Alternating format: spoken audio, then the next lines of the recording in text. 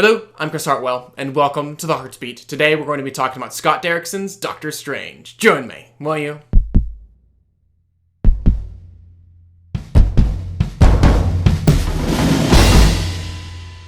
So, in Doctor Strange, we meet Dr. Stephen Strange, one of the world's greatest surgeons who, after a crippling car accident, is no longer able to conduct the procedures that he found so much, or indeed all of his identity in, and when Western medicine fails to heal him, he turns eastward, ending up in Nepal, where he encounters a sorcerer named the Ancient One. And she informs him that our universe is actually only one of an infinite number, and as he learns to tap into the power of those different universes, not only will he be able to heal his body, but also his mind and his spirit along with it. And of course, this being a Marvel film, there's obviously a big bad who is trying to bring death and destruction to our universe, who Doctor Strange has to stop. Now, I have a sort of interesting relationship with the Marvel Cinematic Universe, because while I will freely admit that few of its installments have reached a level of cinematic brilliance equivalent to the best summer popcorn flicks, Jaws, Star Wars, Indiana Jones, Die Hard, Terminator 2, Jurassic Park, I also cannot deny that I've still rather enjoyed nearly all of them. The Avengers, The Winter Soldier, and Guardians of the Galaxy being at the top of that list, and Iron Man 2, The Incredible Hulk, and Ant-Man being at the bottom.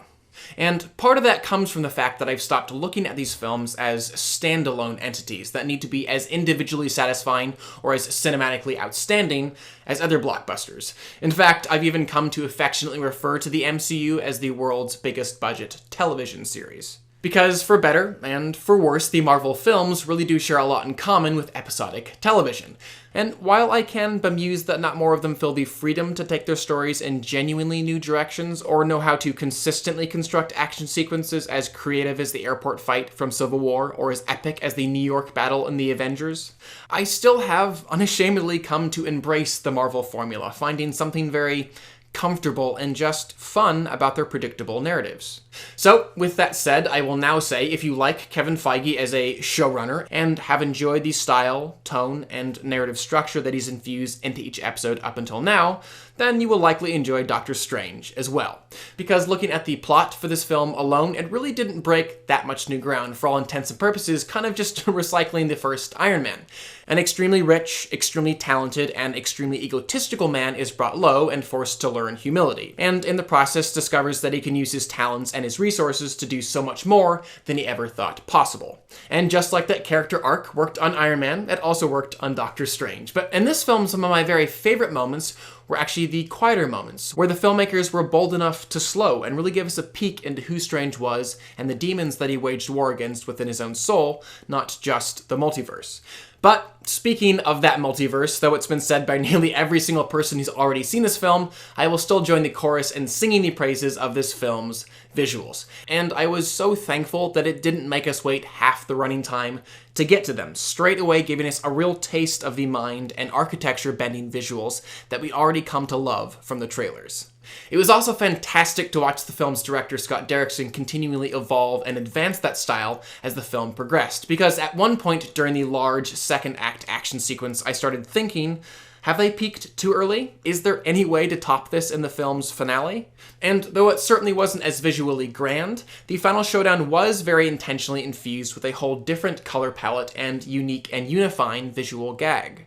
And action sequences aside, I also enjoyed how Derrickson handled the progression of the visuals throughout the entire film, starting in a place that felt very rigid, simple, and just functional, and then progressing to a place that was shaken, fractured, and disjointed, and finally exploding into a dimension that was completely bonkers. And because of that, I must also recommend that you see this film in 3D.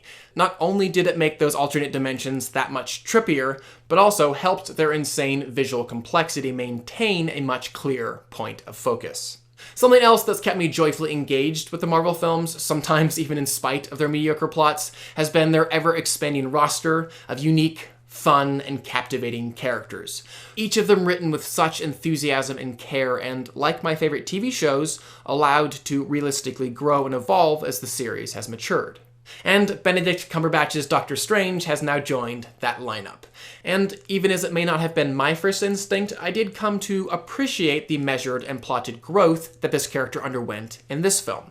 Around the halfway mark, I realized that this story wasn't as interested in dramatically changing this man or developing his personality faster than what the writers felt would serve the larger universe. And in some ways, he felt a bit like Luke Skywalker at the end of The Empire Strikes Back. Trained, but not fully prepared to face every evil, matured, but not fully rid of his pride and impatience. And in a similar way, it also reminded me of how Civil War wrapped up with issues that weren't fully settled and problems that weren't fully resolved. Something else that I've loved about the clout that Marvel films have had ever since that first Iron Man is just how it allows them to bring in actors like Tilda Swinton, Mads Mikkelsen, and Chiwetel Ejiofor, who just so elevate the small parts that they were given. It was a pleasant surprise, too, that Rachel McAdams' Christine managed not to go the way of Natalie Portman's Jane Foster from the Thor films, a talented actress neither given that much of a role nor possessing that much chemistry with the leading man. Though honestly, what made the character and relationship work in Doctor Strange more than anything was that, unlike Thor, it wasn't boldly written to be this heightened, sweeping romance, where its lovers instantly fell for one another, stargazed, or died in the other's arms. It was simple, reserved, and never bit off more than it can chew.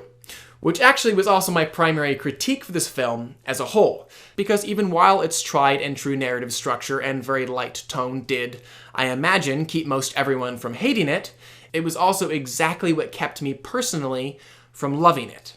And though some will complain, and understandably so, that this film's second act really got bogged down in all these exposition scenes, which the director Derrickson really did his darndest to make interesting by placing them in these gorgeous locations or staging them in a unique way, it was actually the film's breathless pace everywhere else that bothered me most. I was just waiting for that moment where the film would settle.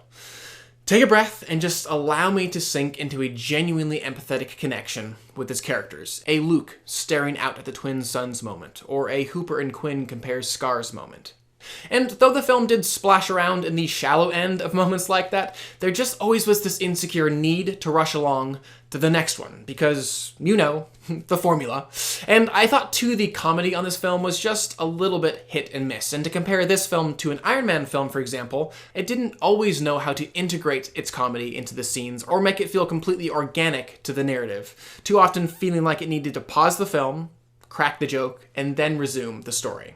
And to return again to our television show comparisons, the villain on this film was very much a freak of the week, who, unlike a series' big bad, was rather underdeveloped and utilized primarily as a foil to bolster and reveal who the main character was, rather than leave all that distinct of a mark on the larger universe.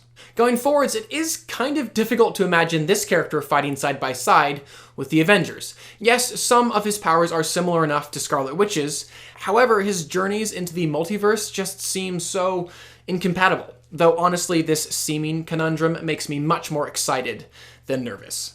So while Doctor Strange didn't take the MCU into a new dimension with this narrative structure or arc, it did have a lot of fun showing us the most insane parts of the universe to date, and did so with a smattering of solid characters, breezy humor, and truly wacky, in the best possible way, visuals. And for all these reasons, I will give the film a 3.5 out of 5, and a Hart, which basically means that I, Chris Hartwell, personally like the film, even in spite of its flaws. Those are my thoughts, anyways, on this film. I would definitely love to know what you guys thought. These are some of my favorite films to talk about with you guys. I'm going to ask you to do the impossible. Could you rank for me your Marvel films from best to worst? And if you're curious what my rankings are, I will leave a link below for my Letterboxd list. Finally, please do subscribe. I'm going to continue to review films and television on this channel, and I would love for you to stay up to date on all of those things. But for now, I'm Chris Hartwell. This is The Heartbeat. Thank you for joining me.